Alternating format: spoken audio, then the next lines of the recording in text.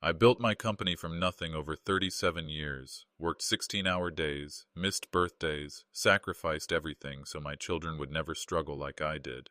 Last month, I discovered my daughter had been telling people she owned it. She'd been planning to push me out for 2 years, calling me dead weight behind my back. She forgot one thing, though. The papers were still in my name, and I had one final signature left to make. The phone rang at 3:15 on a Tuesday afternoon. I remember the exact time because I was sitting in my home office, looking at the old Timex on my desk, the same watch I'd worn to every job site for the past 30 years. I almost didn't answer. The number wasn't one I recognized, and these days, most unknown calls are just people trying to sell you something you don't need. But something made me pick up that phone. Maybe it was instinct, maybe it was fate. I wish now I'd let it ring. "Hello, David." The voice was hesitant, nervous. It took me a moment to place it. Linda Morrison, wife of my business partner, Jim. We'd known each other for 15 years, shared barbecues and Christmas parties. She'd never called me directly before. "Linda, everything okay? Is Jim all right?" There was a pause, a long one. In that silence, I could hear her choosing her words carefully, like someone walking through a minefield. "David, I need to tell you something. I've been going back and forth about this for weeks, but Jim says I should mind my own business. But if it were me, I'd want to know." My chest tightened. When someone starts a conversation like that, you know whatever comes next is going to hurt. "What is it, Linda?" Another pause. Then, in a rush, like she had to get it out before she lost her nerve. "It's about Sarah, about what she's been saying around town, about the company." Sarah, my daughter, the one I'd spent 37 years building something for. The one I'd taught to read blueprints when she was 12 years old, sitting on my lap in this very office, her small finger tracing the lines while I explained how dreams become buildings. "What about Sarah?" "She's been telling people, David, she's been telling people that she's the real owner of Mitchell Construction now, that you're just hanging around because you don't know how to retire." The words hit me like a sledgehammer to the chest. I actually had to grip the edge of my desk to steady myself. "What?" "I'm so sorry, David. I heard it myself at the grocery store last week. She was talking to the Peterson woman, you know, from the bank. Sarah said the business was hers now, that she was making all the real decisions, and that you were just... She called you dead weight, David. I'm so sorry." Dead weight. I'd built Mitchell Construction from nothing. Started with a single pickup truck and a toolbox when Sarah was 3 years old. Every 16-hour day, every missed birthday party, every sleepless night worrying about payroll, all of it was for her and her brother. Every brick I'd laid, every contract I'd signed, every drop of sweat that fell on a job site was so my children would never have to struggle the way I did. And she called me dead weight. I managed to thank Linda, though I'm not sure how the words came out. My throat felt like it was closing. After I hung up, I just sat there in my office, surrounded by 37 years of awards and photographs from job sites. Pictures of me shaking hands with clients, cutting ribbons at building dedications, receiving recognition from the Chamber of Commerce. In half of them, Sarah was there beside me, smiling proudly. When had that smile become fake? If you've ever felt the ground shift beneath your feet, if you've ever had someone you trusted completely turn that trust into a weapon against you, then you know what I was feeling in that moment. And if you've been there, don't forget to like this video and subscribe. Sometimes we need to know we're not alone in these experiences. Leave a comment if you've faced something similar. Your story matters too. I looked down at my hands. These were the same hands that had poured the foundation of Mitchell Construction. The same hands that had taught Sarah how to hold a level, how to read measurements, how to shake hands with a client and mean it. These hands had signed her college tuition checks, had applauded at her business school graduation, had welcomed her into the company with pride and hope. The house was so quiet I could hear the old grandfather clock in the living room. Margaret used to say that clock was too loud, but after she passed 3 years ago, I'd grown to love its steady rhythm. It reminded me I wasn't completely alone, except now I realized maybe I was. I got up and walked to the kitchen, my legs feeling unsteady. I poured myself a coffee with hands that shook slightly. The routine was automatic, 2 sugars, no cream, the same way I'd been drinking it for 40 years. But when I took that first sip, it tasted like ash. I kept replaying Linda's words. Sarah had been very vocal about her plans to modernize the business. She wanted to move it in a new direction, without outdated leadership. Each phrase felt like a nail being driven into my chest. Outdated leadership, that's what my daughter thought of me. I walked back to my office and sat down in the leather chair Margaret had given me for my 50th birthday. Every successful man needs a throne, she'd joked. Now it just felt like a place to sit while my world fell apart. I started thinking about every recent conversation I'd had with Sarah, every time she'd asked how I was feeling, every suggestion that I should take more time for myself, every concerned look when I mentioned staying late at the office. I'd thought she cared about my well-being. I'd thought she wanted me to enjoy life more. Now I saw it for what it really was. She hadn't been worried about my happiness. She'd been impatient for my absence. The cruelest part wasn't just the betrayal itself. It was realizing how long it had been going on. How many family dinners had I sat through, talking about the business, sharing my concerns and hopes, while she sat there knowing she was planning to erase me from my own company? How many times had she hugged me goodbye while secretly counting down the days until I was gone? I pulled out my phone and scrolled through our recent text messages. There it was, just last week. Dad, you work too hard. You should think about taking a real vacation. Maybe a cruise. You deserve to relax. At the time, I'd smiled reading it. I'd thought, what a thoughtful daughter I have. She wants her old dad to enjoy his golden years. Now I could see it was just another gentle push toward the exit door. I set the phone down and looked around my office again. This room held my entire professional life. The first contract I'd ever signed, framed on the wall, photos from every major project, awards from satisfied clients. A blueprint from our biggest job, the Morrison Medical Center, signed by the entire crew. In the corner sat the small wooden toolbox my father had given me when I was 16. A man's only as good as his tools, he'd said, and his word. I'd carried that toolbox to every job site until the business grew too big for one man and his tools. But it was never really about the size of the business. It was about building something that would last, something I could pass down to my children with pride. Something that would carry our family name with honor. Sarah apparently had different plans. I thought about calling her right then, demanding an explanation, but something held me back. And maybe it was the lifetime of disappointments that teach you to gather all the facts before you act. Maybe it was the part of me that still hoped Linda had misunderstood something. Or maybe it was the growing certainty that if my daughter could call me dead weight behind my back, she could lie to my face just as easily. The afternoon sun was slanting through the office windows, casting long shadows across the floor. I'd sat in this room through thousands of afternoons, planning jobs, solving problems, building dreams. I'd never felt like a stranger here before.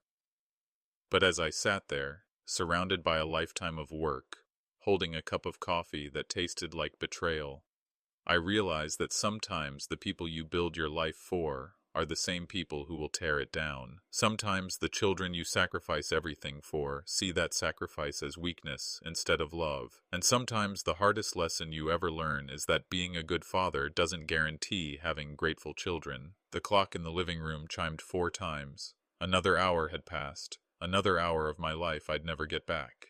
But this hour was different from all the ones before it. This was the hour I learned that my daughter saw me as an obstacle instead of her father.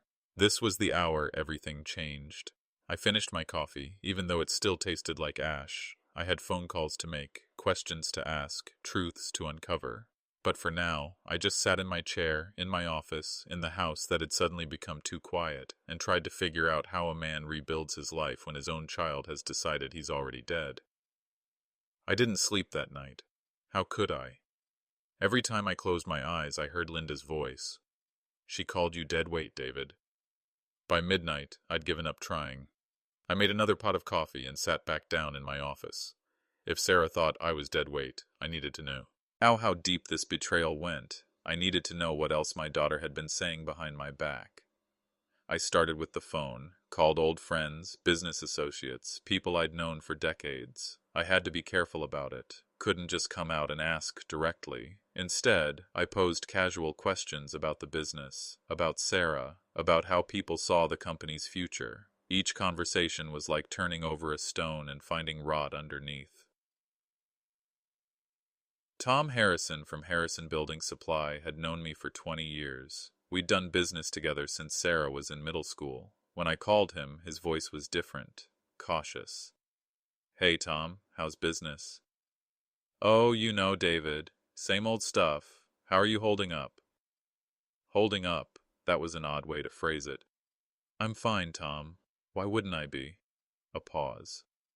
Well, Sarah mentioned you were having some health issues. Nothing serious, I hope. My blood ran cold. What health issues? Oh, maybe I misunderstood. She just said you were stepping back from the day-to-day operations because of some health concerns. I figured maybe it was your blood pressure or something. You know how it is at our age. Health issues. Sarah had told people I had health issues. I'm perfectly healthy, Tom.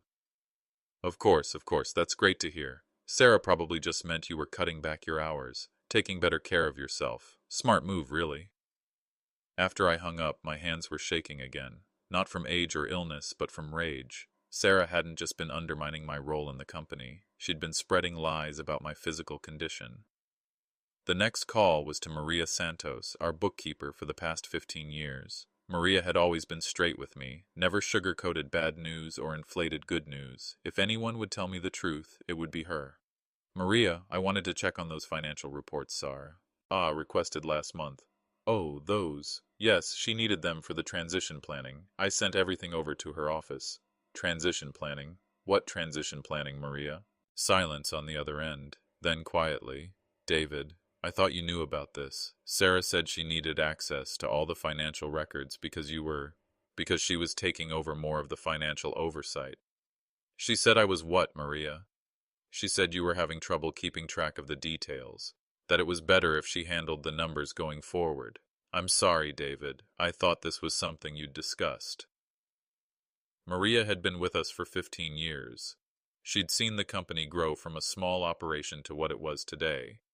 She'd watched Sarah grow up, had baked a cake for Sarah's college graduation party, and my daughter had lied to her face about my mental capacity.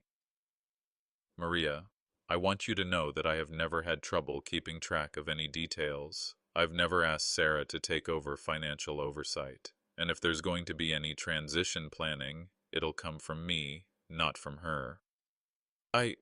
David, I'm so sorry. I didn't know. Sarah seemed so sure, and she had all these papers. Papers. Of course she had papers. Sarah had always been good with documentation, with making things look official. I'd taught her that. I'd been proud of how thorough she was. Now I was seeing how she used that thoroughness as a weapon. I called Jim Morrison next, Linda's husband, my business partner. Jim had been my closest friend for 20 years. We'd weathered recessions together, celebrated successes together, supported each other through personal losses. If anyone would be straight with me, it would be Jim. Jim, I need to ask you something, and I need you to be completely honest with me. Shoot, David. What has Sarah been telling people about my role in the company? A long pause. Too long. Jim? David, this is awkward. Linda told me she called you today. She was worried about saying anything, but she felt you had a right to know.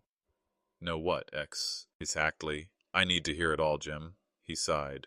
She's been positioning herself as the next generation leader. Not in a hostile way, at least not on the surface, but she's been meeting with clients, telling them about her vision for the company's future. She talks about modernizing operations, implementing new technologies, moving away from what she calls old school methods.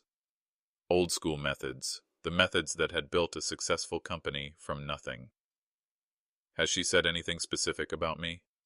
Another pause. She's told people you're resistant to change, that you're stuck in the past. She frames it like she's being respectful of your legacy while gently suggesting it's time for fresh leadership. My legacy, like I was already dead. Jim, has she talked to the Johnson account? The Johnsons were our biggest clients. I'd been working with that family for over 20 years. I'd built their first warehouse when their business was just starting out. I'd watched their children grow up, had been invited to their daughter's wedding, had helped them through 2 major expansions. David, tell me, Jim. She met with them last month, told them she was the future of the company, said you were having trouble adapting to modern construction techniques, and that clients deserved leadership that understood current market demands. I had to put the phone down for a moment. The Johnsons. People who trusted me, who'd relied on my integrity for decades. Sarah had poisoned that relationship, made them question my competence. Jim, I need to ask you something else. Do you think I'm incompetent? Do you think I'm stuck in the past? David, what kind of question is that? You're one of the sharpest businessmen I know. You built this company from nothing, and it's thriving. Sarah's good at what she does, but she didn't create what we have. You did. But even Jim's reassurance couldn't erase what I was learning. The betrayal wasn't just about Sarah wanting more responsibility. It wasn't even about her wanting to eventually take over the company. It was about her systematic campaign to undermine my reputation, to make my removal seem necessary and justified. I called 3 more people that night. Each conversation revealed another layer of deception. Sarah had told our insurance agent that I was becoming forgetful about policy details. She told our lawyer that I was having trouble following complex contracts. She told our accountant that I needed her to double-check my tax decisions. By dawn, I had a complete picture of what my daughter had been doing. She hadn't just been planning to take over the company. She'd been building a case that I was no longer competent to run it. Every conversation I replayed in my mind took on a sinister new meaning. Every time she'd offered to handle a client call, every time she'd suggested I let her review a contract, every time she'd insisted I should take more vacations. It was all part of a carefully orchestrated plan to position herself as the responsible adult, managing an aging, declining father. The worst part was realizing how many people had believed her. How many friends and business associates had been looking at me with pity, thinking I was losing my edge, when really I was just being systematically destroyed by someone I trusted completely. I sat in my office as the sun came up, surrounded by evidence of 37 years of successful business decisions, and tried to understand how the child I'd raised, the daughter I'd mentored, the young woman I'd been so proud of, could look at me and see nothing but an obstacle to be removed. But I was beginning to understand something else too. Sarah had made one critical mistake in all of her careful planning. She'd forgo, that I was still the owner of the company she was trying to steal, and I was about to remind her of that fact. Confronting my daughter. Friday night, I barely slept again. I spent the dark hours planning what I would say to Sarah, how I would handle the conversation that I knew had to happen. By Saturday morning, I'd made my decision. I called her at 8 a.m. "Dad, everything okay? You're calling pretty early for a weekend." Her voice sounded normal, concerned even, like a daughter who cared about her father's well-being. 3 days ago, I would have heard genuine worry in that tone. Now I heard performance. "Sarah, I need you to come to the office this morning. There are some things we need to discuss about the company." "Oh, okay. Is everything all right? Did something happen with one of the jobs?" Still performing, still playing the role of the concerned daughter, the responsible business partner. I wondered how long she'd been acting this part. "Just come in around 10. We'll talk then." I got to the office at 9:30 and sat in the conference room where I'd made every major decision about the company for the past 2 decades. The same room where I'd taught Sarah about contracts and negotiations when she was fresh out of business school. Where I'd been so proud to watch her learn, to see her understand the complexities of running a business. Now that pride felt like ash in my mouth.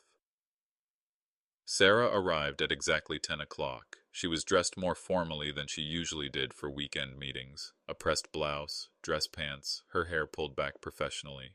There was something different about the way she carried herself as she walked into the room, a confidence that now felt calculated rather than natural. "Good morning, Dad." She kissed my cheek, the same way she had every time she'd seen me for the past 34 years.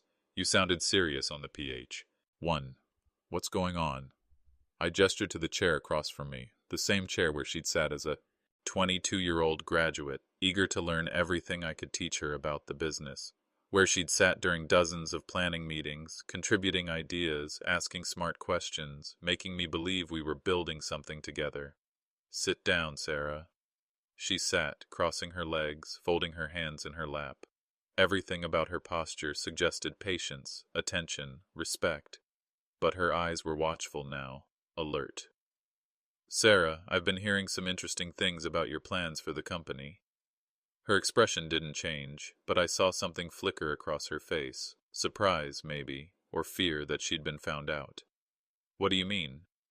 I mean, I've been hearing about conversations you've had with clients, with suppliers, with our employees, conversations about the future of Mitchell Construction.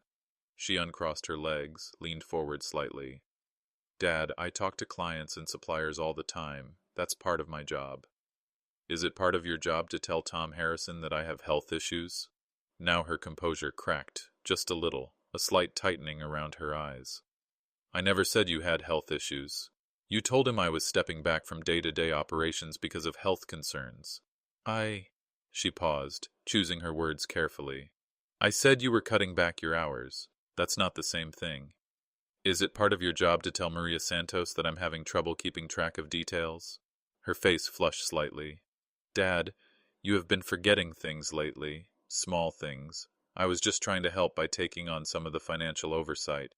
What things have I forgotten, Sarah? Well, you forgot about the Morrison deadline last month. I didn't forget about it.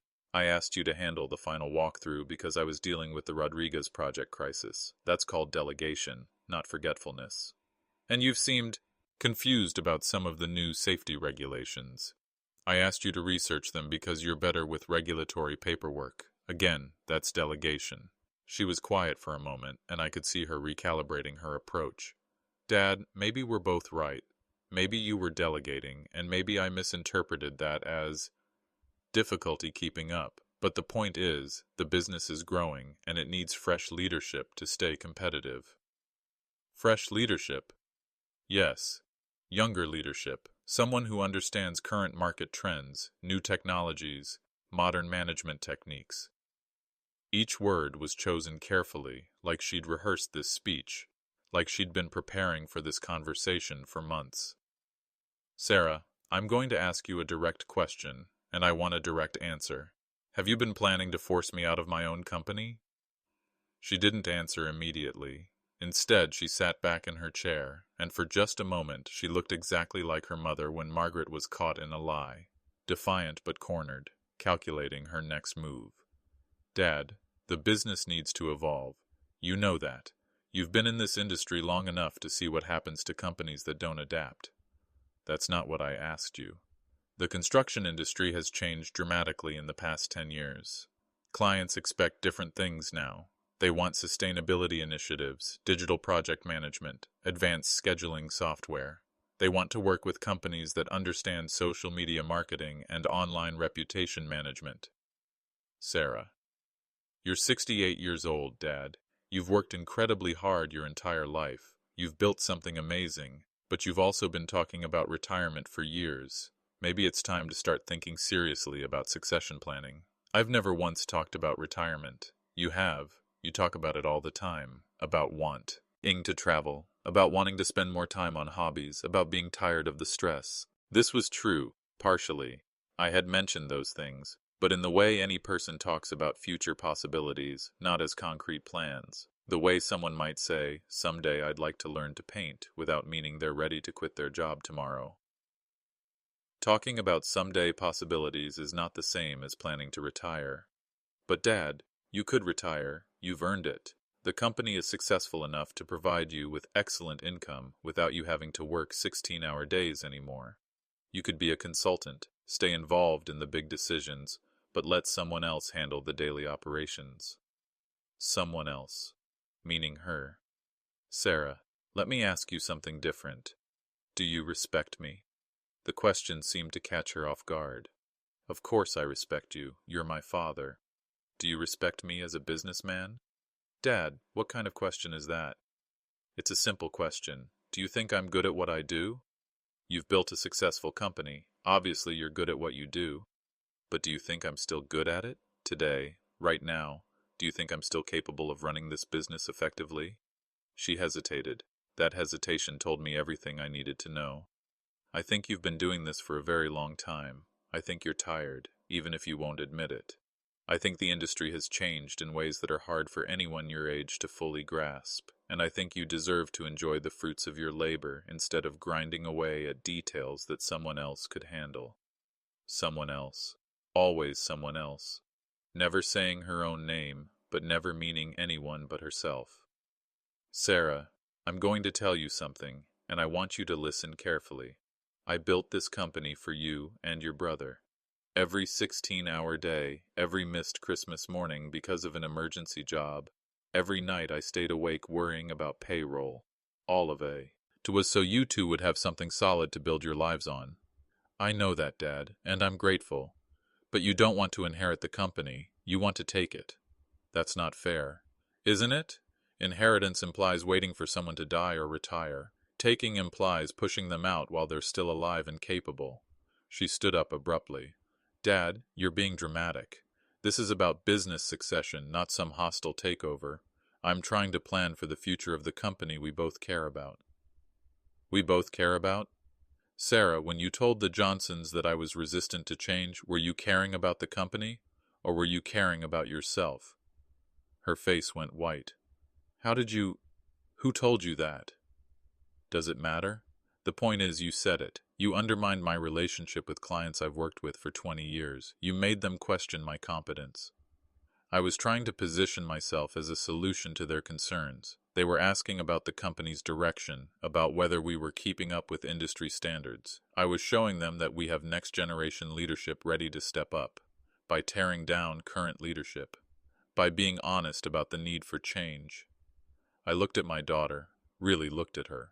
This confident, articulate woman who could justify betrayal as business strategy. When had she learned to lie so smoothly? When had she decided that wanting something gave her the right to destroy someone else to get it?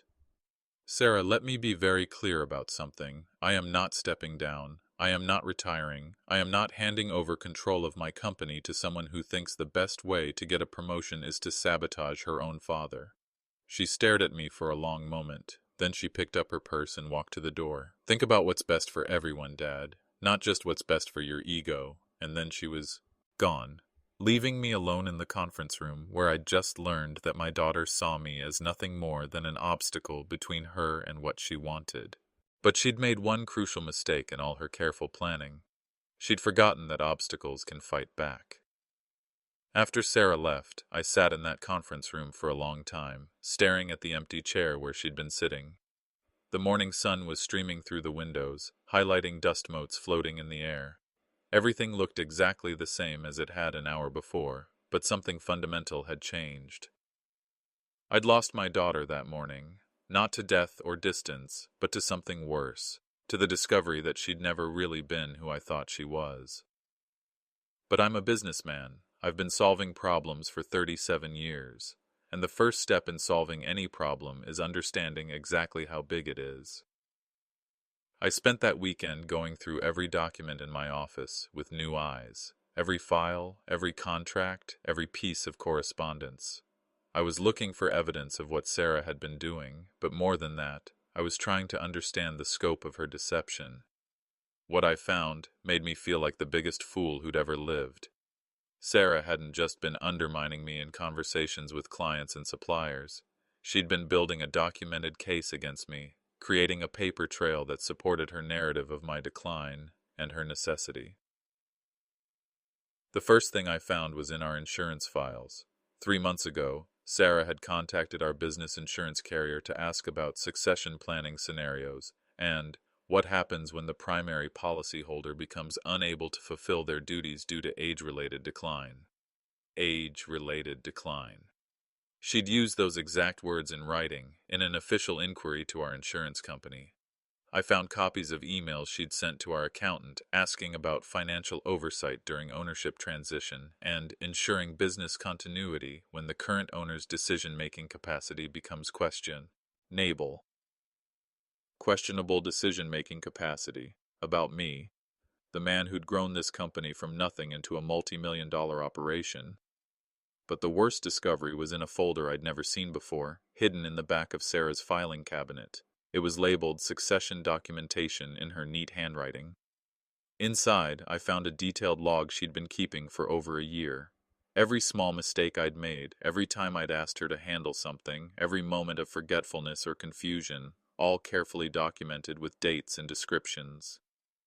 March 15th, David forgot about the 2 p.m. meeting with Henderson Construction, had to call and reschedule. I remembered that day. I hadn't forgotten about the meeting. I'd been dealing with a crisis at the Morrison site where the concrete delivery was wrong and we were facing a major delay. I'd asked Sarah to reschedule Henderson because I couldn't be in two places at once. But in her log, it was recorded as evidence of my declining memory. April 3rd, David seemed confused about the new OSHA regulations during team meeting, had to step in and clarify several points. Again, I remembered this differently. I'd asked Sarah to research the new regulations because she was better at parsing regulatory language. When she presented them to the team, I'd asked follow-up questions to make sure everyone understood the implications. That's what good managers do. They ask questions to ensure clarity. But Sarah had recorded it as confusion on my part. Page after page of this. Months of my life reinterpreted through the lens of someone looking for evidence of decline. Every normal human moment, forgetting a name, asking for clarification, delegating a task, had been twisted into proof that I was no longer capable of running my own company. The most damning document was near the back of the folder, a detailed business plan titled MIT's Chell Construction, New Leadership Initiative. It was dated just 6 weeks ago. In it, Sarah laid out her vision for the company's future under her leadership.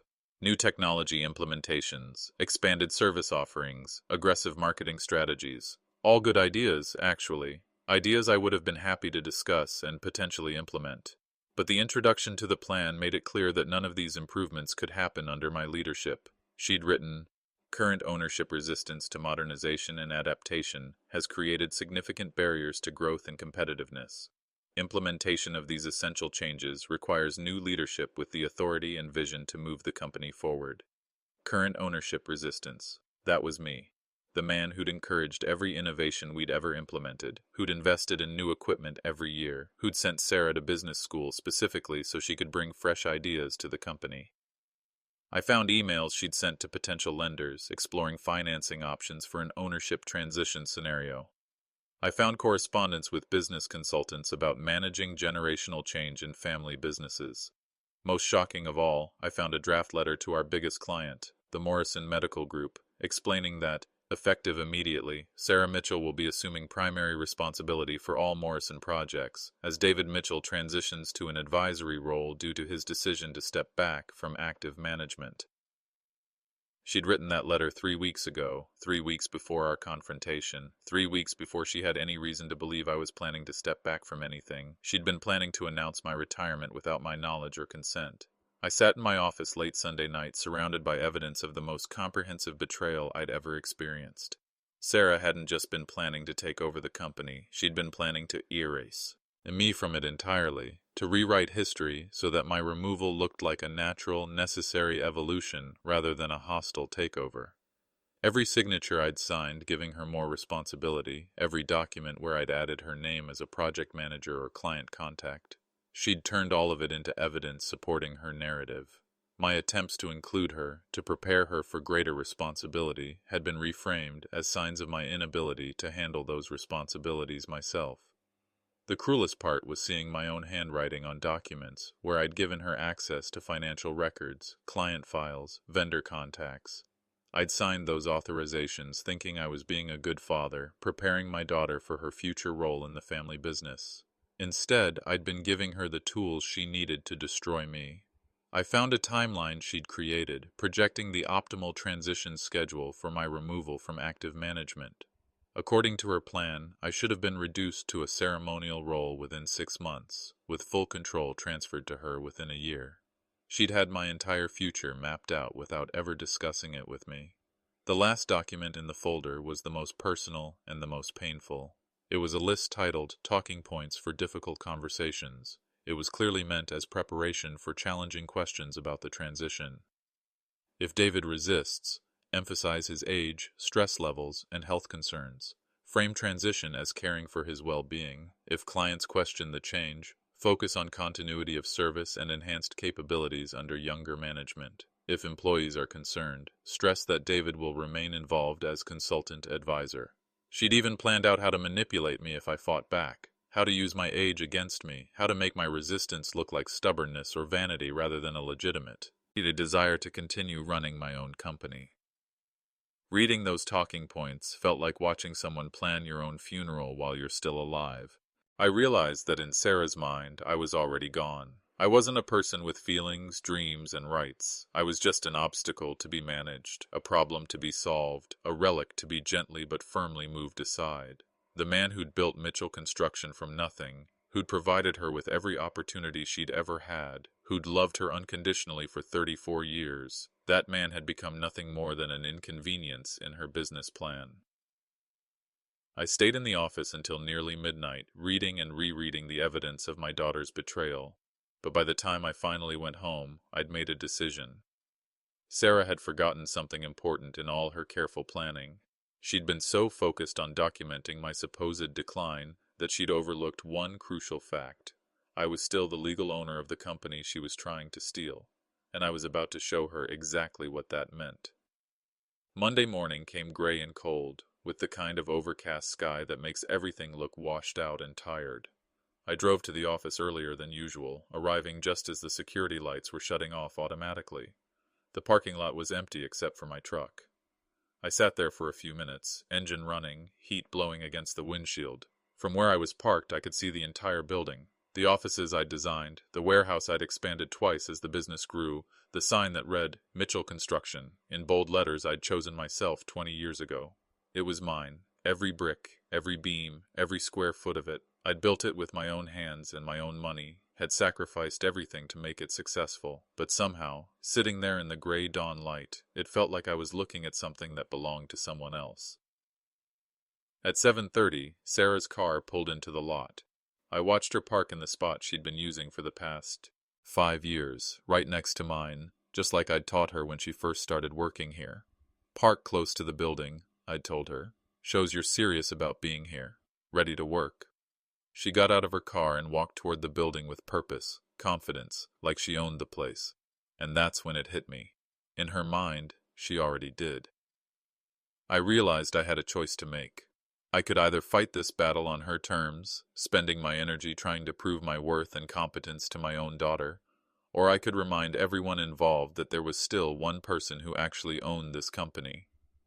I thought about Margaret, my wife, who'd been gone 3 years now. She used to say that respect isn't something you can demand from people who've decided not to give it to you.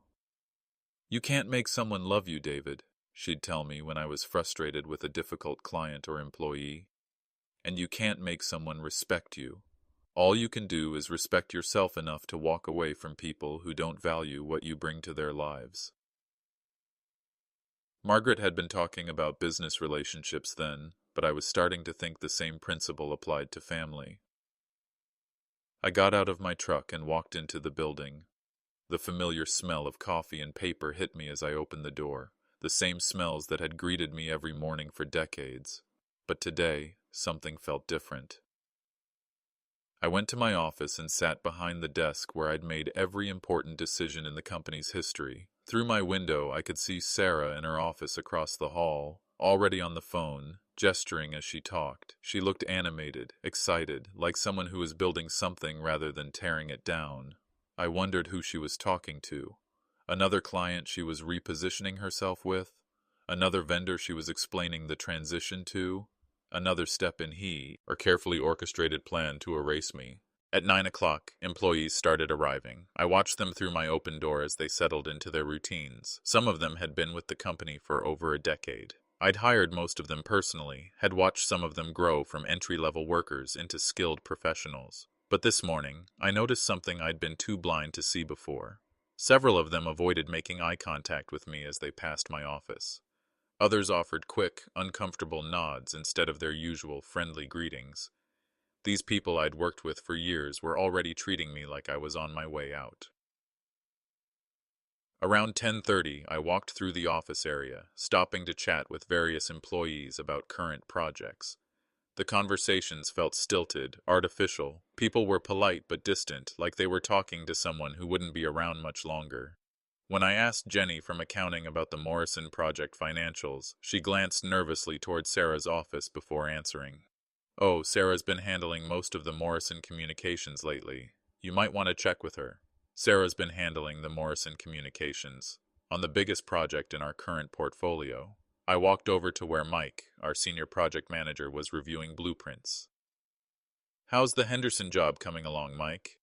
He looked up, then quickly looked back down at his papers. Good, good. Sarah's been coordinating most of the client contact on that one. She's got everything under control. Sarah's got everything under control. I realized that the transition Sarah had been planning wasn't just happening in her mind or in her secret documents. It was already happening in real life. While I'd been focused on running the business, she'd been quietly taking over key relationships, positioning herself as the primary contact, making herself indispensable while making me irrelevant. The employees weren't avoiding me out of disrespect. They were avoiding me because they thought I was already checked out, already stepping back, already becoming a figurehead while Sarah did the real work.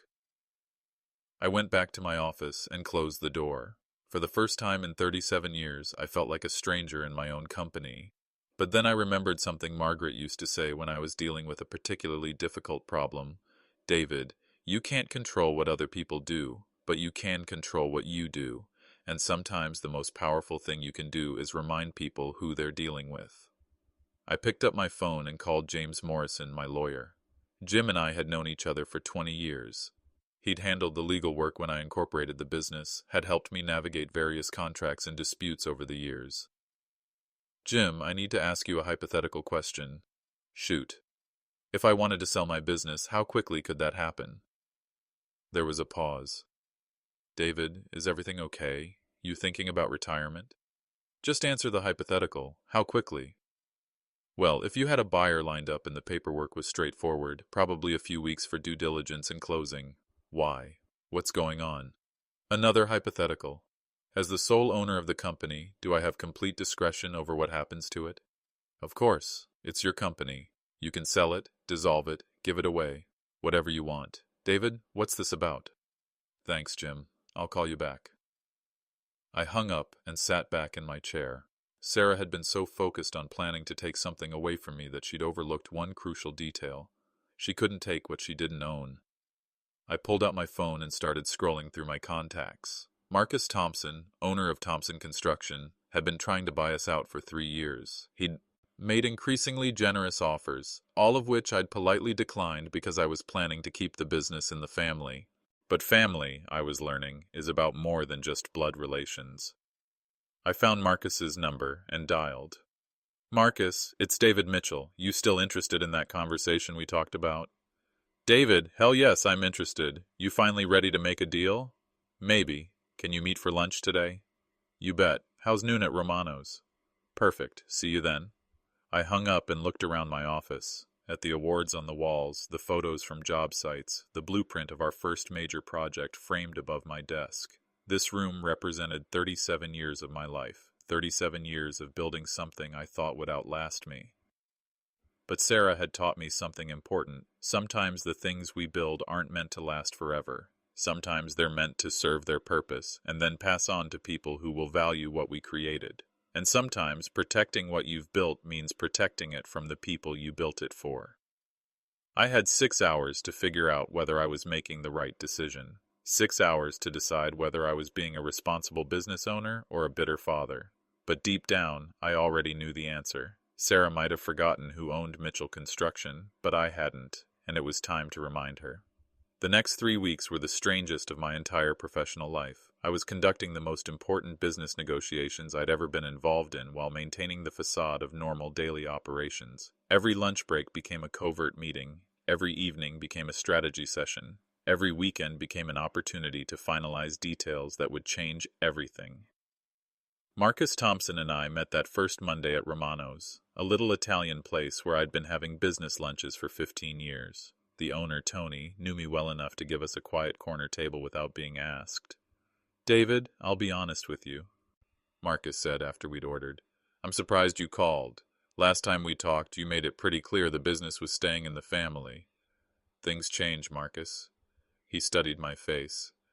Marcus was about my age, maybe a year or two younger, with the same weathered hands and direct manner that came from decades in construction. He'd built his company from scratch, too, just like I had. He understood what it meant to sacrifice everything for a business. What kind of things? I'd been thinking about how much to tell him. Marcus and I were competitors, but we were also colleagues. We'd bid against each other on dozens of jobs over the years, had served together on industry boards, had developed a mutual respect even as we tried to outdo each other. Let's just say I'm discovering that family businesses can be more complicated than I thought. He nodded slowly. Kids not interested in taking over? Kids are very interested in taking over. That's the problem. Marcus had two sons who worked in his business, both of whom seemed to genuinely respect what their father had built. I'd seen them at industry events, watched the way they deferred to Marcus's experience while contributing their own ideas. It was the kind of relationship I'd thought I had with Sarah. Want to talk about it? So I told him, not everything. I wasn't ready to air all the family dirty laundry to a competitor, but enough. I told him about Sarah's campaign to undermine my credibility, about her systematic effort to position herself as my replacement without my knowledge or consent. Marcus listened without interrupting. When I finished, he was quiet for a long moment. David, I've seen this before. Not exactly the same situation, but similar dynamics. There's something about family businesses that can bring out the worst in people. Kids start to feel entitled to something just because they're related to the person who built it. She's not just entitled, she's been actively working to push me out. Which tells me she doesn't understand the first thing about what you actually built. If she did, she'd know that businesses like ours aren't just about assets and client lists. They're about reputation, relationships, integrity, things that can't be transferred on paper. This was exactly what I needed to hear, and exactly what made me confident that Marcus would be the right buyer if I decided to go through with this. What kind of timeline are you thinking about? He asked. Soon, very soon. How soon? Weeks, not months. Marcus raised an eyebrow. That's fast, David. Not impossible, but fast. Can you do it? I can do it. But I need to understand what I'm buying. Full due diligence, complete financial review, client contract analysis, the works. And I need to know that this isn't some kind of emotional decision you're going to regret in 6 months. It's not emotional, it's business. Sarah wants to run a construction company? Let her find one to run. This one's mine to dispose of as I see fit. Over the next 2 weeks, Marcus and his team conducted the most thorough business evaluation I'd ever been through. They examined every contract, every financial record, every piece of equipment. They interviewed key employees, carefully and discreetly, under the guise of exploring potential partnership opportunities. I had to admire Marcus's professionalism. His people were so subtle that even Sarah didn't seem to realize what was happening. She was too focused on her own plans to notice that someone else was making different plans for the company's future. The offers I received were substantial, more than enough to secure my retirement and then some. But this wasn't about money anymore. It hadn't been about money from the moment I learned what Sarah was doing. This was about dignity. This was about respect. This was about making sure that the company I'd built if my bare hands didn't become a trophy in someone else's display case of victories over their father. Marcus made it clear that he wanted to retain all existing employees, honor all current contracts, and maintain the company's reputation in the community. He wasn't buying Mitchell Construction to gut it or merge it into his operation. He was buying it because he respected what I'd built and wanted to preserve it. David, I want you to know something, he said during our final negotiation meeting. I'm not just buying your business. I'm buying 37 years of relationships, reputation, and expertise. I understand the value of what you've created, and I intend to honor it. This was what Sarah had never understood. She saw the company as a collection of assets to be managed and modernized. Marcus saw it as a legacy to be preserved and continued. During that final meeting, I told Marcus the whole story.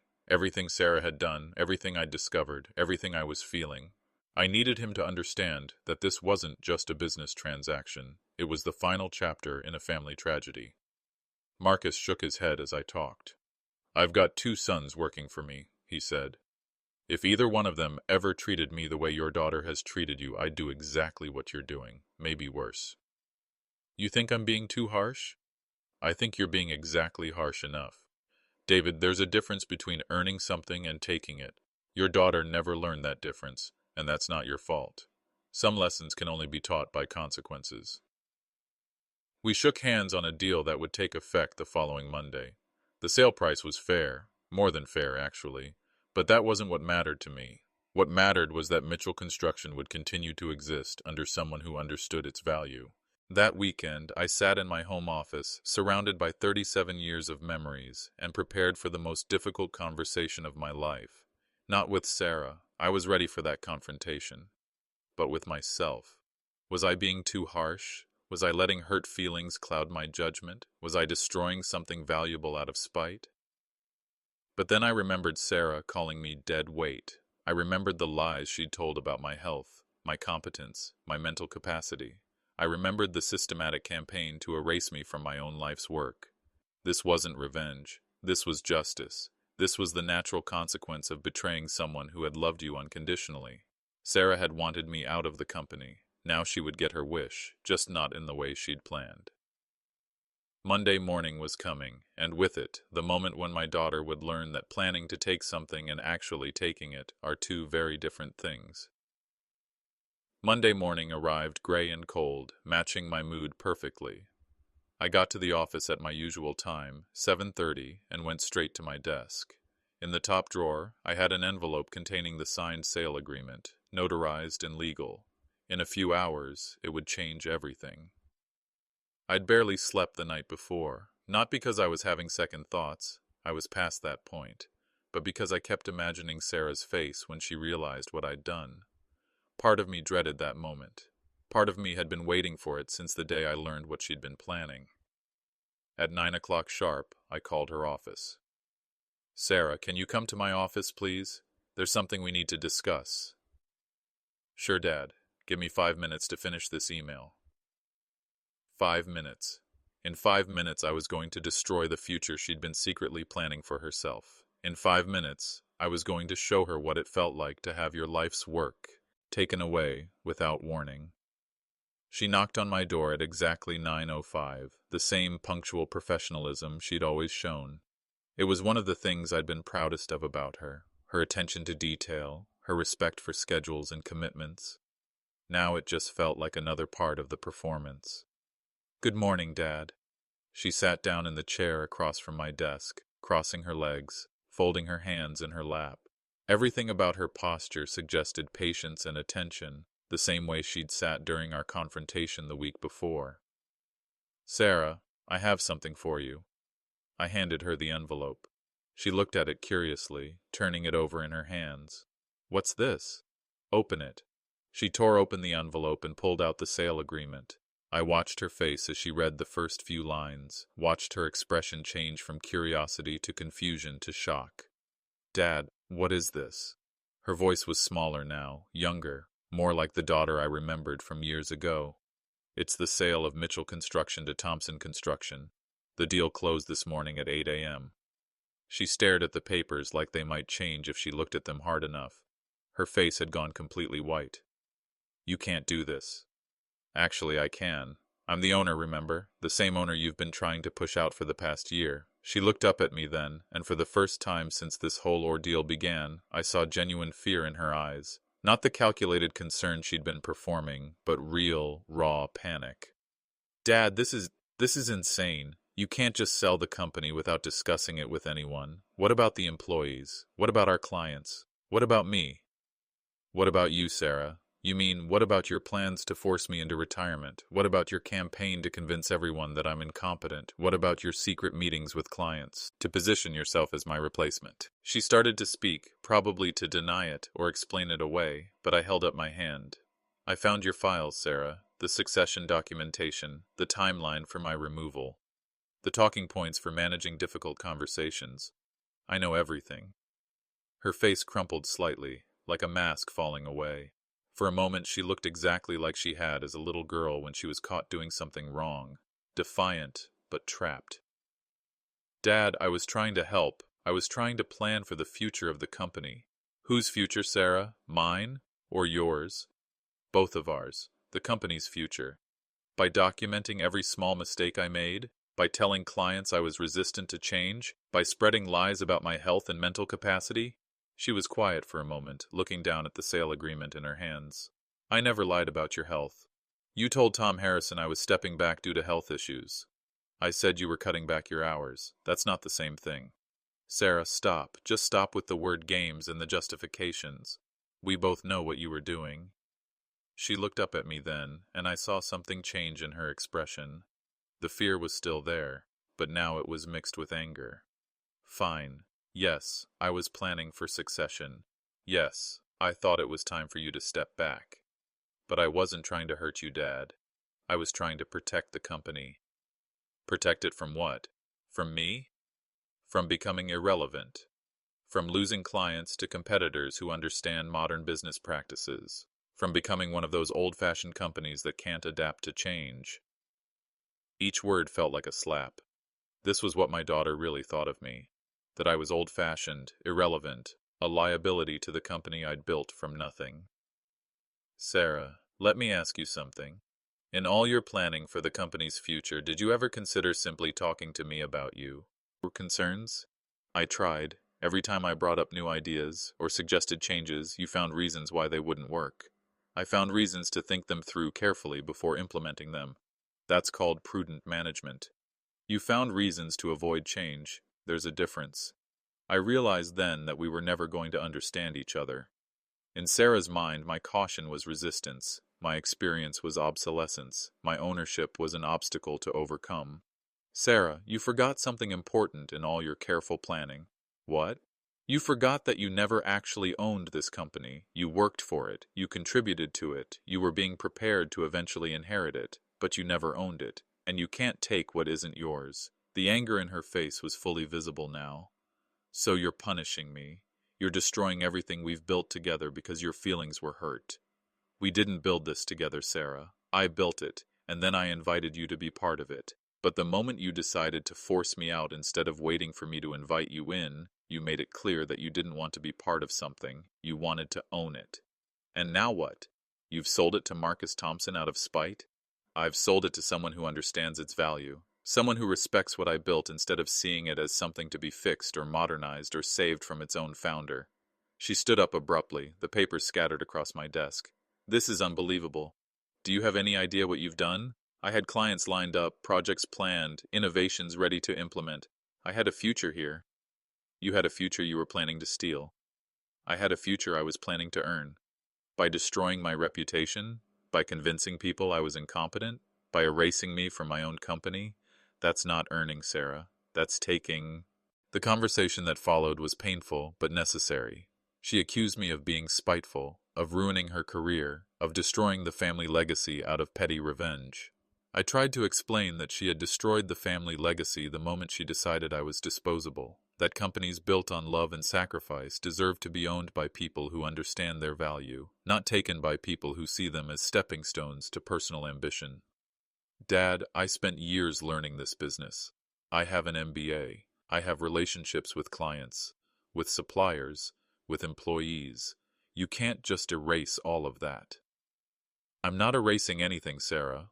Marcus Thompson has agreed to retain all employees and honor all existing contracts. Your relationships with clients and suppliers will be just as valuable working for him as they would have been working for you. Working for him? You expect me to work for the man who bought my inheritance? It was never your inheritance, Sarah. It was my company, and inheritances are given, not taken. She stared at me for a long moment, tears forming in her eyes. But they weren't tears of sadness. They were tears of rage and frustration. I can't believe you're doing this to me. I'm not doing anything to you, Sarah. I'm protecting something I spent 37 years building from someone who wanted to take it without permission. I'm your daughter. Yes, you are. And that makes this the most painful decision I've ever made. But being my daughter doesn't give you the right to steal from me. She picked up her purse and walked to the door. Before she left, she turned back to look at me. I hope you're happy, Dad. I hope this was worth destroying our relationship. Sarah, you destroyed our relationship the moment you called me dead weight behind my back. I'm just dealing with the consequences. She left without another word, and I sat alone in my, vice, surrounded by 37 years of memories that now belonged to someone else. But for the first time in months, I felt something I hadn't expected to feel. Relief. 3 months have passed since that Monday morning when everything changed. The money from the sale is sitting in my bank account, more than I'll ever need, but that was never the point. Money was never what this was about. I've heard through mutual friends that Sarah is working for Brennan Construction now, one of our former competitors. She started at the bottom, as a project coordinator, learning what it really means to build something instead of inherit it. Part of me hopes this experience teaches her about respect, about the value of honest work, about the difference between earning something and taking it. But mostly, I try not to think about Sarah anymore. Some wounds take time to heal, and some relationships can't be repaired once trust is broken.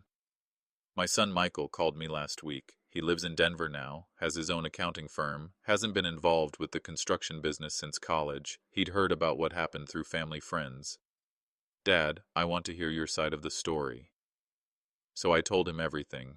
The phone call from Linda Morrison, the systematic undermining, the secret documentation, the lies about my health and competence. All of it. When I finished, Michael was quiet for a long time. Then he said something that meant more to me than I can express. Dad, I'm sorry Sarah put you through that. And I'm sorry I wasn't paying attention enough to see what was happening. It wasn't forgiveness exactly. There was nothing for Michael to forgive. But it was understanding, and that meant everything. You know what the hardest part is? I told him. It's not the betrayal itself. It's realizing how long it was going on without me seeing it. It makes me feel like a fool. You're not a fool, Dad. You're someone who trusted your daughter and got betrayed for it. That doesn't make you stupid. It makes you human. Michael and I have been talking more often since then. He's planning to visit for Christmas, the first time in 3 years. Sometimes it takes losing one relationship to appreciate the ones you still have. I've started volunteering with a program that helps young people start their own small businesses. It's run through the local community college, and they were thrilled to have someone with my experience willing to mentor new entrepreneurs. Last week, I helped a 22-year-old kid named Antonio write his first business plan. He wants to start a landscaping company with his brother, has big dreams and no capital, but plenty of enthusiasm. Sitting across from him in the community college conference room, seeing the excitement in his eyes as we worked through the financial projections, reminded me why I started Mitchell Construction in the first place. It wasn't for money or legacy or family dynasty. It was for the simple satisfaction of building something meaningful with your own hands. Mr. Mitchell, Antonio said as we finished up, thank you for taking the time to help me. I know you don't have to do this. Son, 37 years ago, someone took the time to help me figure out how to get my first business loan. Sometimes the best thing you can do with experience is share it. Today, I drove past the old office building. The Thompson construction sign looks good there. I've heard from former employees that Marcus is treating them well, honoring the relationships I spent decades building, maintaining the standards of quality that made Mitchell Construction successful. That matters to me more than Sarah will ever understand. I don't regret my decision, not for a moment. A company built on love and sacrifice deserved to be owned by someone who understood its value, not taken by someone who saw it as their birthright. I think about Margaret sometimes, wonder what she would have said about all this. I think she would have been proud of me for standing up for myself, for refusing to let someone erase me from my own life's work, even if that someone was our daughter. Respect yourself enough to walk away from people who don't value what you bring to their lives. That's what Margaret always said, and that's exactly what I did. Some people might say I was too harsh, that family should forgive family, that I should have found a way to work things out with Sarah. But those people weren't there for the late-night phone calls when I discovered the extent of her deception. They didn't see the files documenting every small mistake I'd made, the emails spreading lies about my competence, the timeline for my forced removal. They didn't feel what it's like to learn that your own child sees you as dead weight. Sometimes love means protecting what you've built, even if it means protecting it from the people you built it for. Sometimes the most loving thing you can do is refuse to enable someone's sense of entitlement. Sarah wanted me out of Mitchell Construction. She got her wish, just not in the way she planned. I'm 78 years old now, and I'm at peace with my decision. I wake up every morning in a house that's finally quiet for the right reasons, not because of loneliness, but because of contentment. I'm building something new now, not a business, but a different kind of legacy. I'm helping young people learn to create something from nothing, to understand that the best things in life are earned, not taken.